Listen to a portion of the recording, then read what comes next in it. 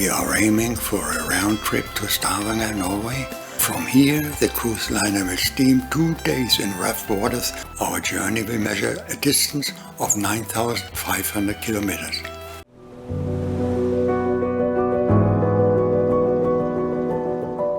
Here we are, standing on deck of a cruise liner, the Aida Luna, stolen or pulpit rock. The plan is to hike the top of the pulpit rock, which is rated as one of the world's natural wonders.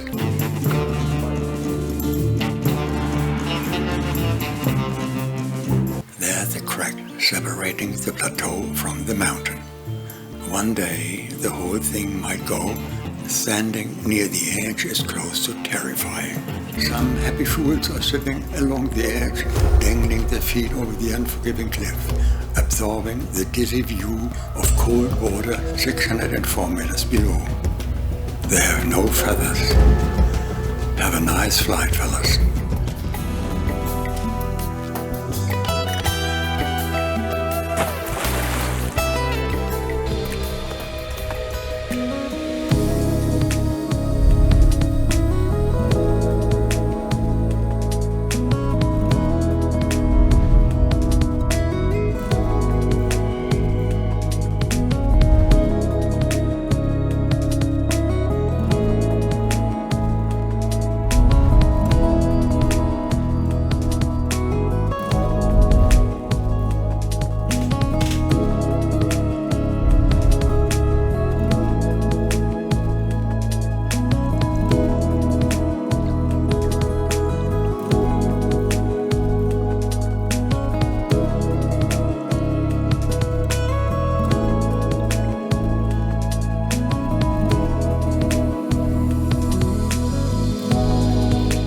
We are on our way again and heading for Kirkwall.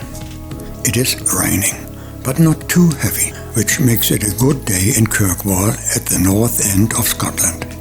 We will explore the dark history of the Earl's Palace. All what is left today of the palace, however, are just ruins. The building began in 1600, instigated by Earl Patrick Stewart, who was a real nasty fellow. Patrick Stewart planned to build a palace unrivaled in design, comfort and beauty. This was, of course, an overly ambitious project, especially when you do not have the money to pay the bill. His plan was to incorporate the remains of the bishop's palace into a massive grand design. But his dreams were not to be, and by 1606, Earl Patrick Stewart ran out of cash.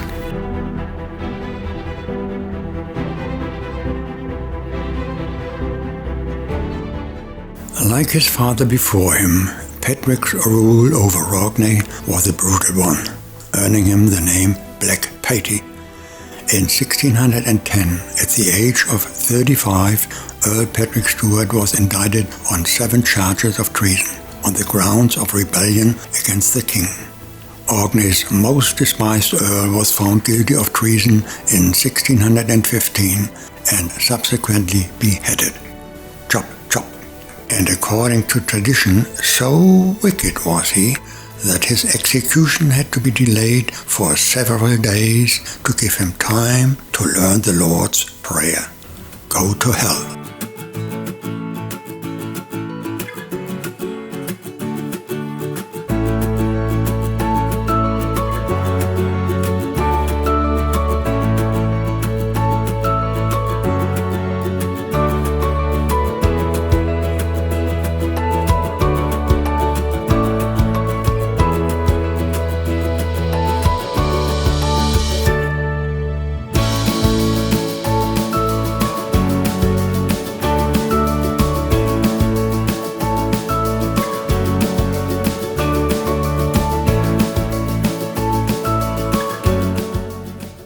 Let's cheer up.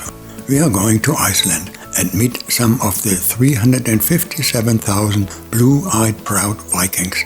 Iceland, by the way, holds the world record of being the nation with the oldest running parliament since 930 AD. And here's one more interesting fact. The Icelanders do not deny the existence of trolls. The trolls are supposed to surface in all sorts of sizes and behaviors. Mostly they are vicious creatures and you have to be careful not to tread on their toes, otherwise they will give you a hard time. However, the Icelanders also believe in the Lord Jesus Christ, which does smooth things a little bit out.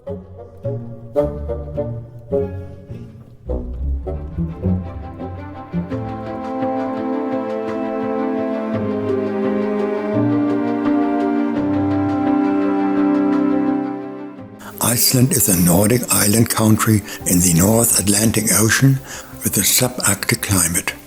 It is geologically young, one of the youngest islands in the world. It is a land with many volcanoes. In 783, the volcano Laki erupted and killed nearly a quarter of the population. Many other eruptions followed, throwing ashes 20 kilometers up into the air and darkened the island with volcanic clouds for many weeks. According to the ancient manuscript, the land Namabok, the settlement of the island began in 874 AD, when the Viking chief Ingolf Arnason became the first permanent settler on the island.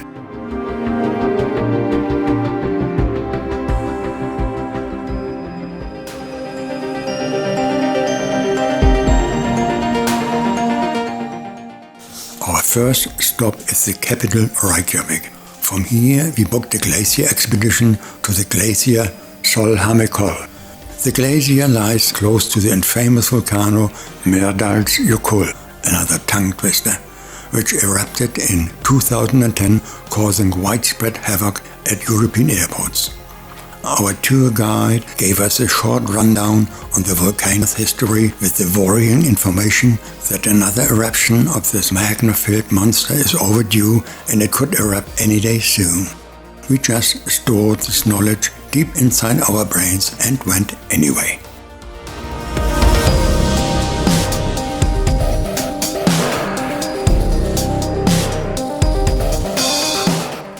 When we arrived at our destination, the glacier expert tour guide dressed us up, believe it or not, for 1 full hour to make us look like full-blown glacier mountaineers. Then off we went into the white ice. Black ice.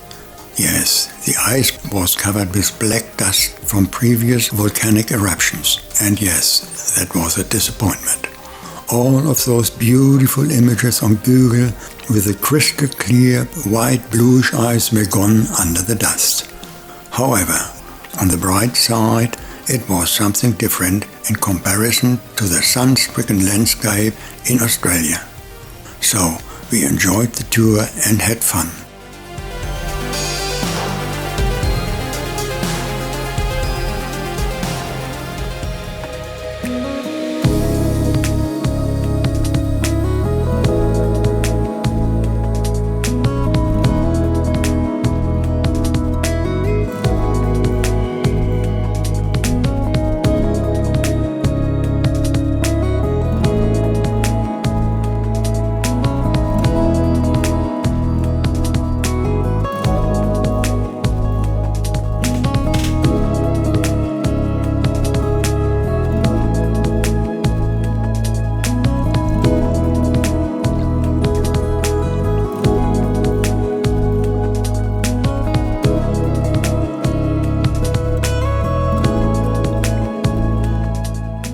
After we stepped out from our glacier mountaineers uniforms and were dressed again like normal tourists, we went to lunch at Anna's restaurant. Anna was a restless woman, and no one really understands why she found it a permanent place. She always had her suitcase packed so she could leave at any time when a window of opportunity opened. Hi Anna, since you were born in 1901, you're not among us anymore, but your diner is still a tourist-packed destination.